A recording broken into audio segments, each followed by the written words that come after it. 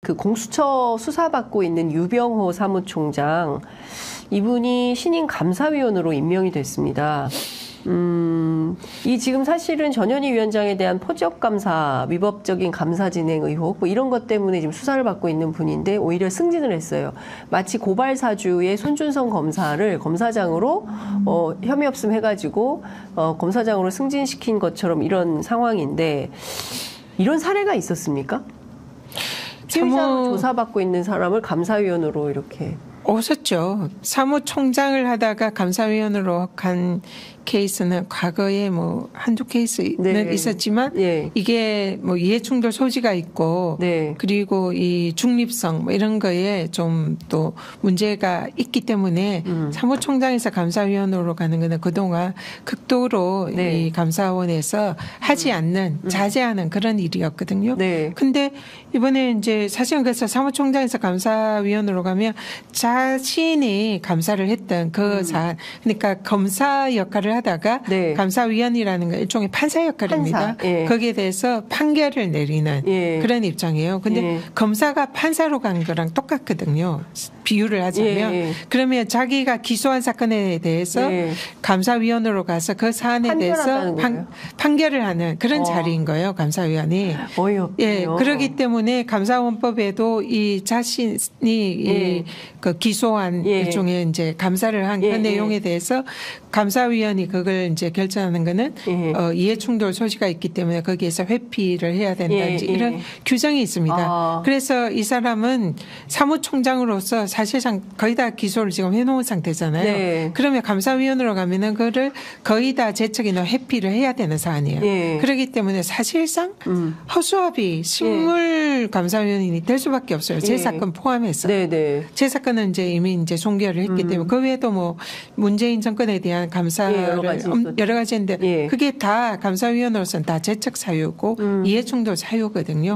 그렇기 때문에 업무상으로도 이 사무총장이 감사위원으로 올라가는 건 적절하지가 않고 그리고 정치적 중립성이라든지 이런 부분에 있어서도 굉장히 판사는 감사위원은 좀 더 중립성이 있는 그런 이제 또 감사원의 구성원이 감사원장과 감사위원 6명 이렇게 그걸로 구성된 게 그 감사원 자체예요. 그렇기 때문에 이 독립성과 중립성을 매우 요하는 그런 자리입니다. 거기에 사실상 대통령 측근이고 대통령의 뜻에 맞춰서 행동대장처럼 그동안 움직여 왔던 그 대표적인 인물인 사무총장을 감사원으로 올린 거는 너무나 감사원이라는 중립기관을 이 사유화하려는 노골적인 그런 상징적인 그런 모습이다 이렇게 보이고요. 그래서 손준성 검사가 고발사주에서 결정적인 중요한 역할을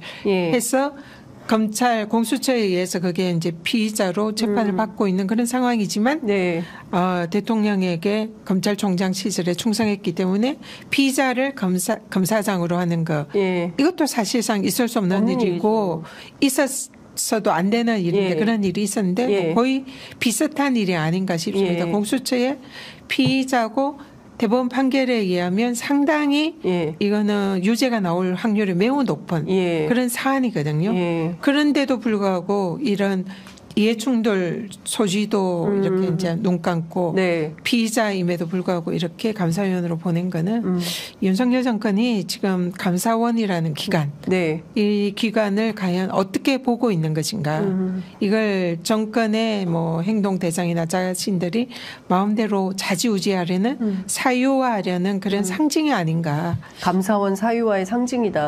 그렇게 보고 있습니다. 그래서 이거는 이미 이제 임명을 했으니까 뭐 어쩔 수는 없지만 그 부분은 그러나 여기에 대해서 제가 사실 이제 이번에 국회 꼭 원내 진입을 하고 싶다 생각을 했던 것이 이런 정말 불합리하고 부조리하고 검찰이라든지 감사원을 권력기관하고 사유하고 국민권익위도 마찬가지입니다. 그런 상황에서 제가 그거에 대해서 가장 잘 알고 있고 목격자이고 여기에 대해서 누구보다 잘 싸울 수 있다는 생각이 있기 때문에 원내에 진입해서 그 역할을 하고 싶다. 그런 생각으로 이제 제가 사실 꼭 국회에 입성을 해야겠다. 그런 생각을 한 건데요. 뭐 저든 아니면 또 다음에 누구든 반드시 이 부분에 대해서는 바로 잡아야 되고 반드시 법의 심판을 받도록 만들어야 된다. 국민권익위원회 위원장 하셨으니까 제가 이것 좀 여쭤보겠습니다. 김건희 여사 명품백 수수 의혹과 관련해서 도대체 뭘 조사하고 있는지 알려진 게 거의 없는 상황입니다. 게다가 어제인가요? 최재형 목사가 추가 폭로를 또 했습니다. 그러니까 앞서 이제 샤넬 화장품, 그 다음에 전통주, 그 다음에 북한 관련된 도서 8권, 그리고 이제 그 디올백, 뭐 자기가 준 것만 하더라도 이렇게 많고 실제로 김건희 여사가 잘 받았다라고 목사님 잘 받았습니다. 그리고 뭐 읽어보려고 하던 참이다 뭐 등등 관련된 내용을 카톡으로 보낸 것까지 공개가 됐어요. 이 정도면 권익위원회가 뭐라도 해야 되는 거 아닌가요? 권익위의 그동안 잣대로 보면은 네. 이거는 청탁금지법에 해당할 소지 위반, 네. 해당할 소지가 매우 높고요. 예. 이런 경우에는 대부분 적극적으로 예. 현장 조사를 하거나 예. 그런 조사를 예. 시행을 해야 됩니다. 왜냐하면 지금 그 박문진이라든지 KBS 이사장의 경우에 네. 그 버카 뭐 카드를 뭐 3만 원 이상을 쓴 게 있다든지 예. 뭐 이런 부분에 관해서 이제 권익위에 네. 청탁금지법 신고가 들어가자마자 조사팀을 꾸려가지고 바로 네. KBS나 박문진을 예. 현장 조사에 들어가고 대대적으로 언론에 브리핑하고 청탁금지법 위반 소지가 있다라고 얘기하고 청탁금지법 위반이라고 결국은 형사 그 수사기관에 수사 요청 조치를 했습니다. 권익위에서. 네. 예. 불과 얼마 몇 달 전이에요. 네. 그래서 사실 그것도 굉장히 이례적이었거든요. 권익위의 그동안의 행태에 비해서. 네. 근데 어쨌든 그런 걸 했단 말입니다. 되게 그런 경우는 주의 조처나 뭐 경고 조처나 하지 않나요? 이거를 막. 그렇죠. 네? 사실은 그리고 그런 거는 사실 조용히 처리를 하는데 예. 부위원장이 나서가지고 언론에 브리핑하고 보도자료 뿌리고 그 과정을 계속 언론에 보도하면서 마치 엄청난 비리가 있는 것처럼 하면서 결국은 KBS 이사장이 예. 또 대통령이 해임 조치를 했어요. 맞습니다. 그렇게 했던 게 불과 지금 박민의 KBS 몇 달 전이에요. 네, 그리고 방송을 예. KBS를 그렇죠. 장악을 했죠. 갑자기 하루아침에 프로그램이 네. 없어지고. 그리고 MBC도 장악을 하려고 똑같이 그렇습니다. 하다가 그게 이제 법원에서 제동이 걸린 거죠. 예. 그러면 그 사태에 비춰보면 이거는 금액만 해도 500만 원 뭐 샤넬이나 네. 뭐 디올백 뭐 이런 거 다 합치면 500만 원 이상 예. 거의 예. 될 것 같아요. 예. 얼추 계산을 하더라도 그런 정도로 대통령의 부인이 건품을 수수를 네. 했거든요. 예. 청탁금지법에 보면은 공직자인 그 공직자뿐만 아니라 공직자의 배우자가 그런 건품을 수수를 할 때도 처벌받도록 네. 되어 있습니다. 처벌 조항이 없다. 배우자는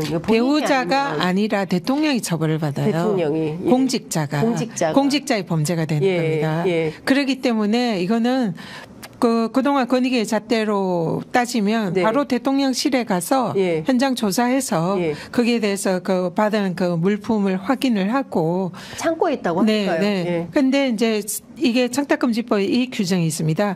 그런 이제 그 물품을 받으면 네. 그 물품에 대해서 즉각적으로 신고를 해야 돼요. 네. 공직자가. 네. 그러니까 이 건의 경우에 대통령이 네. 우리 부인이 이런 이제 물품을 받았다. 네. 그걸 안 순간 네. 거기에 대해서 즉각 예. 감사원 권익위, 예. 수사기관 예. 이 중에 어느 한 곳에 신고를 해야 돼요. 예, 본인 스스로. 예. 그걸 그 내부의 대통령실에 신고하거나 이러지 않습니다. 왜냐하면 대통령이기 때문에. 네. 거기에 법에 규정이 돼 있어요. 예. 여기에 신고를 예. 하라. 예. 신고를 하지 않으면 대통령의 청탁금지법 위반이 됩니다. 그러면 지금 윤석열 대통령이 청탁금지법 위반을 한 상태입니다. 네. 그리고 또 하나는 네. 물건에 대해서 대통령이 공직자가 그 받은 물건을 즉각 반환하라. 예. 이렇게 돼 있습니다. 예. 반환하지 않으면 그것도 대통령의 범죄입니다. 범죄. 예. 네. 그래서 이거는 그 부인의 그게 이제 또 뇌물죄가 성립하는지 이것도 이제 법적 검토를 해야 될 문제고요. 예. 뇌물죄가 성립할 가능성도 있고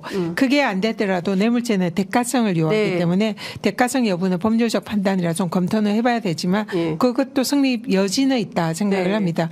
그렇지만 뇌물죄가 안 된다 하더라도 청탁금지법은 대가성을 요하지 않기 때문에 일정한 금액 이상의 건품을 수수하면은 무조건 청탁금지법 위반이에요. 그렇기 때문에 이 사안은 김건희 여사의 청탁금지법 위반의 소지가 매우 높고 처벌 처벌 규정은 윤석열 대통령 공직자의 처벌 규정으로 가서 대통령이 신고하지 않았고 반환하지 않은 것만으로도 청탁금지법 위반이 되는 거예요. 네. 그렇기 때문에 이미 그 법적으로 보면 청탁금지법 위반이 성립되어 있는 그런 상태로 볼 수가 있고요. 네. 그러면은 권익위는 이거는 무조건 가서 대통령실에 가서 현장 조사를 해야죠. 그리고 대통령실에서 이거 창고에 보관해 놨다 이러니까 창고에 가봐야죠. 보관되어 있는지 네. 사용을 했는지 화장품이 이미 다 바르고 없어졌는지 아니면 지금 그대로 있는지 뭐 확인을 해야 될 거 아닙니까? 그 디올백도 사용을 한 흔적이 있는지 네. 그것도 확인을 해야 되고 네. 그리고 또 이거는